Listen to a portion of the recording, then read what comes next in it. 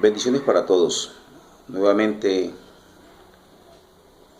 en este periplo que he adoptado para seguir compartiendo con ustedes mi experiencia sin el ánimo de convencer a nadie y dejándole al infinito, al Creador Supremo, el resultado de lo que comparto.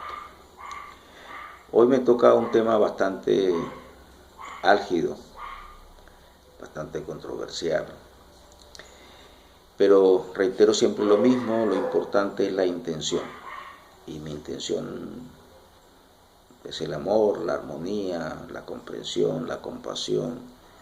Bueno, es el tema de la segunda venida de Cristo, o segundo advenimiento, como tiene muchos nombres, el rapto, el arrebatamiento, bueno. Y voy a citar un texto bíblico que para mí es uno de los puntales, que es la segunda carta a Timoteo, capítulo 3, versículo 16, que nos regala una enseñanza donde dice que toda escritura es inspirada divinamente y útil para enseñar, para redarguir, para corregir, para instituir justicia. Obviamente una pregunta es, si toda escritura es inspirada divinamente, ¿a qué tipo de escritura nos referimos? Podríamos tener una interpretación restrictiva, y que es la que se ha sostenido por miles de años, donde unas escrituras que se consideran sagradas, entre ellas la misma de Timoteo, son las escrituras inspiradas por Dios. La pregunta es, ¿quién dijo eso? Lo dijeron unas personas, ¿verdad?, que se reunieron y hicieron una escogencia de unos manuscritos. Entonces se presume que esas personas que escogieron también estaban inspiradas de Dios para tener el criterio de escoger unos libros y desechar otros, porque hay otros libros de la época y que pues le dan un nombre para contenido doctrinal de apócrifos, ¿verdad? Entonces, o lo mismo que en las Sagradas Escrituras, entre una Sagrada Escritura de los católicos, de la Iglesia romana, y versus las iglesias protestantes o reformadoras, o como pues, el nombre, tengo que poner un nombre, ¿verdad? Ninguno de esos nombres me gustan porque protestante suena controversial, reformador suena entonces como si hubiera reformado lo otro. Pero hay diferencia entre las Biblias porque hay una que tiene más libros que otros en virtud a que desestimaron otros libros de las Sagradas Escrituras. O sea que es un tema controversial. Y que no es la razón del video, pero sí es un punto de referencia, un punto de reflexión. Otra pregunta es, bueno, entonces ya no hay más escrituras, o sea, ya no hay más formas en que Dios se comunique con el hombre de una manera. Y yo por ahí grabé un video que se llama Comunicación con Dios, ¿verdad? Entonces, pues lo limitamos a la palabra. Lo importante es que para mí toda escritura es divina, inspirada, toda, hasta la que cualquiera, un creyente ortodoxo, acérrimo, defensor de su credo, pueda observar un libro lleno de, para él, blasfemo. Es un libro inspirado. Inspirado en la medida en que si todos somos hijos de Dios, criaturas de Dios, tenemos los atributos y cualidades de Dios. Entonces tenemos una mente, ¿verdad? La usamos de manera humana. O sea, el atributo está, la característica está, es la intención con que tú lo hagas, ¿verdad? Lo haces creas un libro, ¿verdad? Y pues todos tenemos un libre albedrío, lo leemos y desestimamos lo que esa persona nos está diciendo. Cuando digo que está inspirada por Dios, no es porque que Dios le habló y le dijo eso, sino simplemente tenemos los atributos y las cualidades que Dios nos otorgó para aplicarlo en el aquí y en el ahora. ¿Qué es lo que yo voy a hacer ahora? En ese mismo contexto, pues entonces uno se encuentra otras escrituras que son sagradas, no solo la escritura judeocristiana que acabo de citar. Entonces, y podemos buscar una palabra que se llama la teología, ¿verdad? El estudio de Dios. Conseguir una teología universal es algo bastante complicado, ¿verdad? Existen otras escrituras consideradas sagradas, para los musulmanes unas, hablo de judeo-cristiano porque de algún modo el islamismo surge de la misma vertiente. O sea, hablamos de la descendencia de Abraham y las culturas monolíticas o monoteístas. Ok, pero este no es el tema del video de hoy porque es la segunda venida. Esta introducción es porque quiero develar la intención. Hay un marco general que usted puede escoger lo que quiera para sacar su propia conclusión, su propio discernimiento. Y así como considero que una teología universal es un poco complicada por los aspectos culturales que hay una experiencia que sí puede ser universal. Y una experiencia sí puede ser posible, independiente de las culturas en que tú estés. Y además necesaria, a partir de la experiencia. ¿Y cuál sería esa experiencia? Yo considero que la experiencia debe partir del amor. Porque si uno va a cada escritura de esas consideradas sagradas, en el fondo todas están enfocadas en el amor y todas coinciden en un Dios amoroso.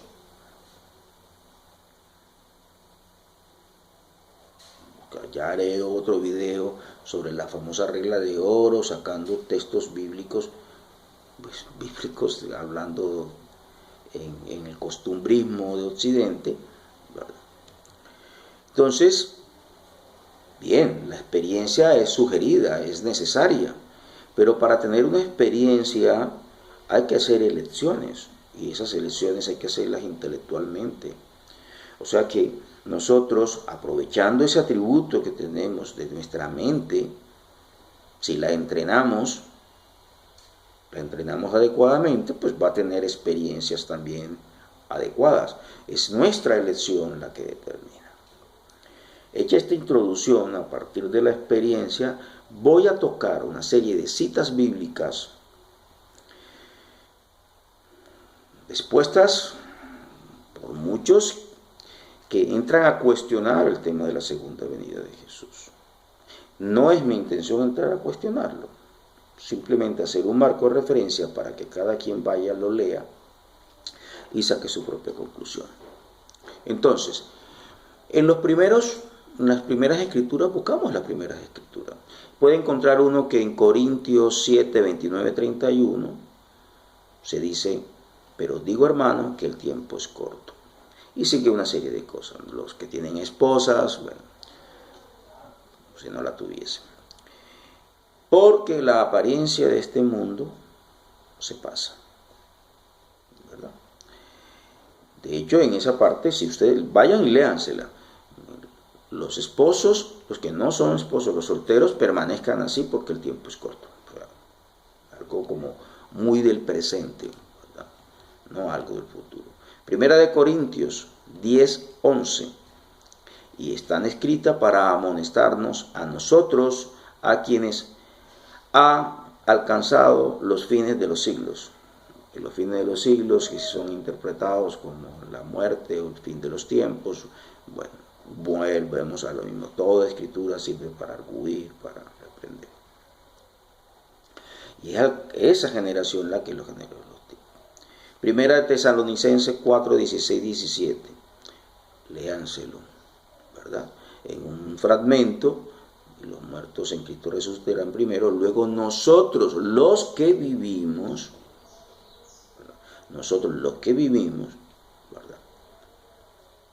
Seremos arrebatados juntamente. Bueno, otra vez en presente. Primera de Juan 2, 18. Hijitos, ya es el tiempo, ¿verdad? Ya es el tiempo, ya aquí y ahora. Apocalipsis 1, 1, 3. La revelación de Jesucristo, que le dice a los siervos, las cosas que deben suceder pronto, pronto. Porque el tiempo está cerca. Son las mismas palabras que se utilizan ahora por las corrientes arrebatistas, rapto, advenimiento. Toda la misma iglesia que está hoy, 2000 años después, utilizan estas mismas palabras, igualita, porque el tiempo está cerca, ¿verdad? Escritas en el año 60 y pico a 120, que es más o menos lo que es las fechas estimadas en que fueron escritos el Nuevo Testamento. 60 y pico a 120 después de Cristo. O sea, en lo mínimo 30 y tantos años después de la muerte de Jesús. O sea, que hubo lo que a algunos no les gusta, la famosa tradición que utiliza la Iglesia Católica, existió, ¿verdad? Entonces, hay cosas, ¿verdad? Para escribirlo, lo que escucharon. Quizás muchos no fueron testigos de Jesús. Pablo no lo fue, pero tuvo una experiencia, ¿verdad? Tuvo una experiencia vivencial, que a algunos le van a colocar temas psicológicos, médicos, los que cuestionan, ¿verdad? Apocalipsis 22, 6, 7. Las cosas deben suceder pronto. He aquí, vengo pronto. Okay. Entonces, vamos a otras palabras ya que se las ponen a Jesús en su boca de los evangelios. Mateo 16, 28. De cierto os digo que hay algunos de los que están aquí que no gustarán de la muerte hasta que hayan visto al Hijo del Hombre viniendo en su reino. De los que están aquí. Okay. El Evangelio de Lucas, ¿verdad? 21, 27. Entonces verán al Hijo del Hombre que vendrá en la nube. Y luego dice el mismo Lucas 21, 32. De cierto os digo que no pasará de esta generación hasta que todo acontezca. Que no pasará de esta generación. En el Evangelio de Mateo, Jesús dijo, Mateo 24, 30. Entonces aparecerá la señal del Hijo del Hombre en el cielo. Y luego en 24, 34 dice que no pasará generación hasta que todo acontezca. Lo mismo que ocurre en Marcos. Para los que entienden esto, deben comprender que es que una cosa no refuerza la otra, porque hay algo que se llaman los libros sinópticos, si mal no estoy, que son los tres libros con casi las historias muy similares, Marcos, Lucas y Mateo. Juan es el libro diferente, es el libro que algunos le llaman escatológico, como el Apocalipsis. Marcos 13, 26, 30. Entonces verán al Hijo de la Nube, de cierto, no pasarán. O sea, al final son artículos. La pregunta aquí es, muchos textos de esos se pueden ser interpretados que sucedió. Los que quieren molestar, incomodar, fastidiar, dirán, pues ni siquiera sucedió. Bueno, entre las profecías que se le dijeron a Jesús, él dijo que el templo iba a ser destruido y justamente en el año 70 después de Cristo fue destruido el templo de Jerusalén. Eso es una, digamos, situación de que sucedió. Detractores dirá que los libros fueron escritos entre el año 60 y pico y 120, no tienen certeza, por lo tanto pudieron adaptar la historia a que se diera la profecía. Bueno, no. Insisto, toda escritura sirve para arguir, para argumentar. He leído defensores del segundo venida, donde Hay que interpretar qué significa generación, de esta generación. Bueno, pero es que no solo es la palabra generación, es el que está aquí, el soltero que no se case porque ya viene. O sea, no es la palabra generación solamente, pero hay el que se le va y busca la palabra generación, y la palabra generación viene,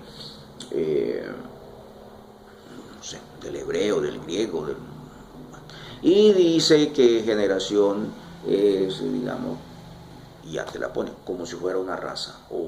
Ya no las puso diferente. Ya no las puso diferente, pues generación soy yo, mis hermanos y mis primos, ¿verdad? La generación de mis padres, de nuestros padres, de los padres de los primos, la generación de los abuelos y así sucesivamente. Eso es lo que uno entiende, ¿verdad? Y como el Estado de Israel políticamente es reconocido hace ahora el siglo pasado, por allá dice que la higuera se asocia a Israel y entonces es la nueva Jerusalén y wow, hermano, tenemos que hacer cosas. Pero el mismo predicador dice que en las escrituras dice que Jesús hablaba sencillamente. Y yo, no, pero en las escrituras algún discípulo le pregunta a Jesús, pero ¿por qué tú le hablas a ellos de esa manera y a nosotros de otra? Y dice, porque es que tengo que hablarle en ese, porque muchas cosas no las comprende. Entonces utilizaba parábolas, utilizaba metáforas, utilizaba... Wow. ¿Es razón? Sí. ¿Es fácil? Toda escritura sirve para arguir, sirve para... Entonces mi intención de extraer unos textos bíblicos no es para cuestionar a nadie, simplemente para mostrar que hay otra forma de interpretar por algunos que pueden tener un asidero. La intención es, ¿qué esperamos en la segunda venida de Jesús? ¿Qué esperamos en la segunda venida de Jesús? Yo prefiero, honestamente,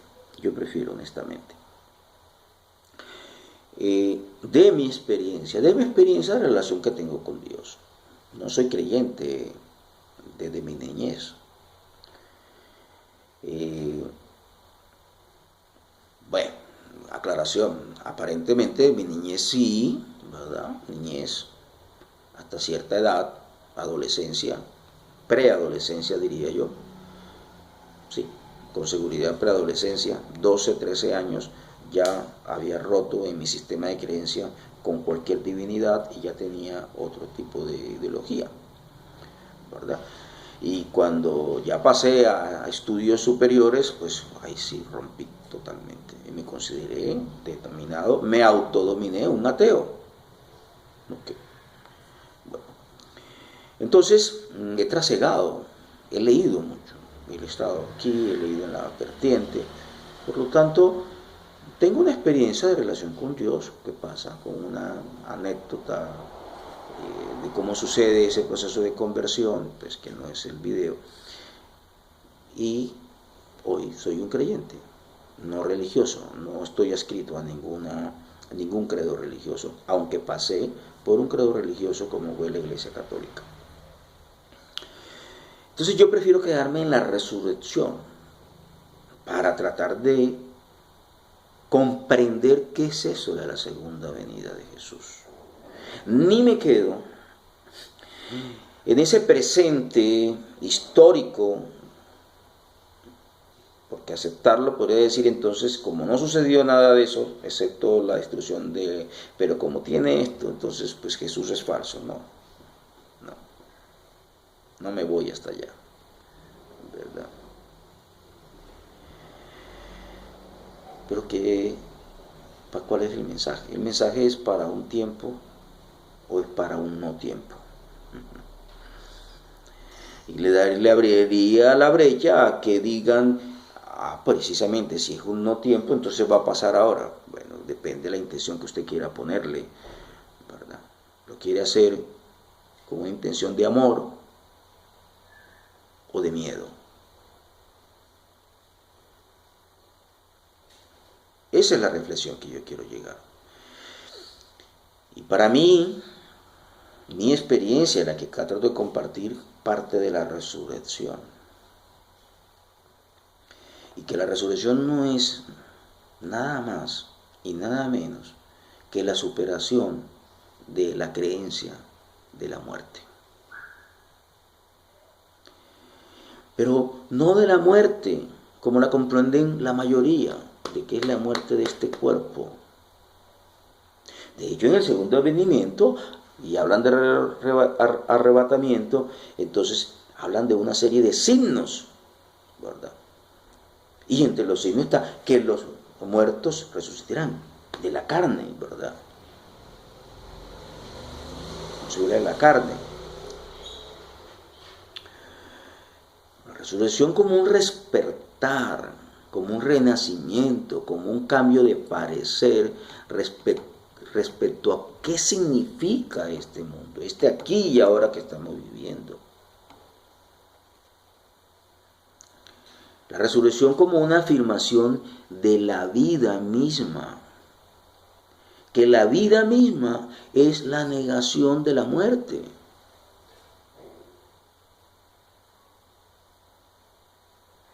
Así de simple. O existe la vida o existe la muerte. Existe la vida, una sola vida. Yo me sonrío cuando escucho los textos de los ateos. Fui ateo. Y dice, lo único que yo sé es que existe una sola vida. Yo estoy totalmente de acuerdo. Coincidimos. Si está al frente mío, le digo, venga la mano. Estamos totalmente de acuerdo. ¿El tema cuál es? La percepción, la interpretación. Mientras él todo se le devane para hacer, porque el cuerpo se muere y es una sola vida, o sea, acepta la muerte, yo digo, no, es que solamente hay una sola vida. Desde el momento en que fuimos creados con Dios hasta el momento en que regresamos con Dios. Una sola vida. Forma de interpretar. La de él, como muere, implica dolor, entonces me preparo, no sé qué, tengo que entonces ahora esforzarme para dejarle esto a mis hijos, para que mis hijos no pasen por lo que yo pasé y tal, y entonces eso es ético, moral, no sé qué, y entonces somos constructivos, bla, bla, bla, bla, bla, bla.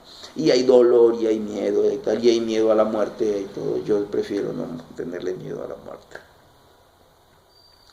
Yo prefiero comprender que las creaciones que yo he hecho también tienen su experiencia de vida y que deben llegar su momento en que lo comprenderán. Que cuando hemos despertado de este sueño de letargo es cuando vemos la faz de Cristo. ¿Y la vemos a dónde? En toda cosa viviente. Y que no nos mantenemos en una oscuridad excluyendo de la luz, del perdón a todos nuestros hermanos, ¿verdad? Entonces no me pongo en la diferencia, ¿verdad?, de decir que va a haber un arrebatamiento, entonces los buenos vienen y entonces espere, no, el tiempo de la siega, ¿verdad? No vayas a quitar la hierba mala porque de pronto quitando la hierba mala te va la hierba buena y entonces va a arder el juego. Y yo no prefiero creer en nada de eso. Por una sencilla razón, no porque se me esté ocurriendo a mí. Es preguntarme cómo Dios nos creó a todos. Y Dios es perfecto y entonces creó imperfecciones para después mandarla a un juego. Entonces no es perfecto. Es algo muy racional, pero a mí me lleva a paz. A mí me prefiero decir que cuando veo la faz de Cristo en todos mis hermanos y que no hay distinción, donde hay una visión totalmente corregida, donde lo que cometemos son errores, equivocaciones y que siempre podemos elegir de nuevo y podemos elegir en el amor, pues ya uno podrá no observar las cosas como un ataque que no tiene sentido, sino como una paz que podemos experimentarla cuando, aquí y ahora.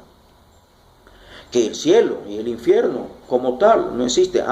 Yo prefiero creer en el cielo, es una sola cosa, no la dualidad del infierno.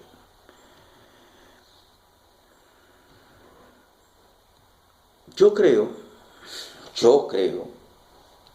que llega el día en que cada mente que aparentemente está separada se convence de que no está separada, sino que está iluminada y que en ese momento que está iluminada resucita y observa a todo el mundo como un Cristo. Y en ese momento tiene su segunda venida de Cristo. Yo prefiero, como leí en un libro unas palabras Sí, unas palabras, no sé, llámele canalizada, llámele no sé qué, llámele inspirada, son inspiradas, ¿verdad? Que si le creo o no a la persona que la canalizó o no, donde dice que el juicio de Dios, el juicio final de Dios, y me dice, abro comillas, tú sigues siendo mi santo hijo, por siempre inocente, por siempre amoroso y por siempre amado. Tan ilimitado como tu creador, absolutamente inmutable y por siempre inmaculado. Despierta, pues, y regresa a mí. Yo soy tu padre y tú eres mi hijo. ¡Wow! ¡Wow! Fantástico, maravilloso. Y digo, ¿sabes? Si alguna vez tengo que elegir entre ser juzgado por Dios o por la gente, uy, sin duda, no me cabe la menor duda que deseo estar siempre juzgado por Dios. Entonces,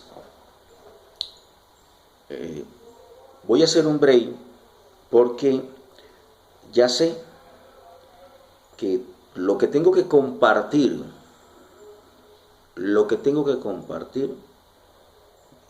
procuro que los videos no superen los 30 minutos. Los que me han visto los videos saben que hay videos que están cortados en 31 y pico y parece que se hubiera cortado. No los modifico para nada porque ese es el tiempo que yo tengo. Entonces, cuando no, hago 2 videos y esta va a ser otra oportunidad. Viene el compartir. Viene el compartir donde Yeshua, Jesús, el Cristo, a ti, a mí, me llama a estar con Él y a unirnos a Él, donde la vida realmente está, aquí y ahora. Mi invitación, y vuelvo a insistir, voy a hacer la segunda parte del video, espero que la busques, es que ¿qué valor, qué utilidad constructiva tiene en estos momentos que nos enfrasquemos a todas esas citas bíblicas que yo le coloqué al comienzo del video, donde se está, vayan y lo lean, habla muy claramente de un presente? Entonces, no se interpreta en el futuro, en el futuro viene. Unos lo utilizan para decir, no vino. Porque si es que dice que viene, es porque no vino. Y entonces se está contradiciendo Jesús. Uy, ¿cómo así? Esperemos un puntico. ¿Cree en Jesús? ¿Cree en la palabra de Jesús? Y ahora duda. O sea, baile esas escrituras que yo, todas esas citas bíblicas que he puesto, entonces Jesús se contradijo. No, es que no hay que tomarlas literales porque, bueno, listo, se lo acepto, entonces viene. Entonces me tengo que preparar para que venga. Óigame, ¿por qué no generamos la acción directa aquí, ahora? Y reconocemos que en cada hermano hay un Cristo, que en ti hay un Cristo. Y no porque tampoco me lo haya inventado yo. Para eso están las escrituras. Y Pablo llega un momento y dice, ya no vivo yo, sino Cristo vive en mí. Si Cristo vive en Pablo, ya Pablo lo recibió.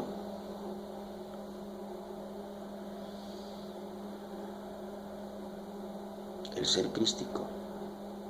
Bueno, no quiero meterme en otro lado. Entonces, como ya lo he venido anunciando, suspendo este video, parte 1, y sigo con la parte 2 inmediatamente. Bendiciones.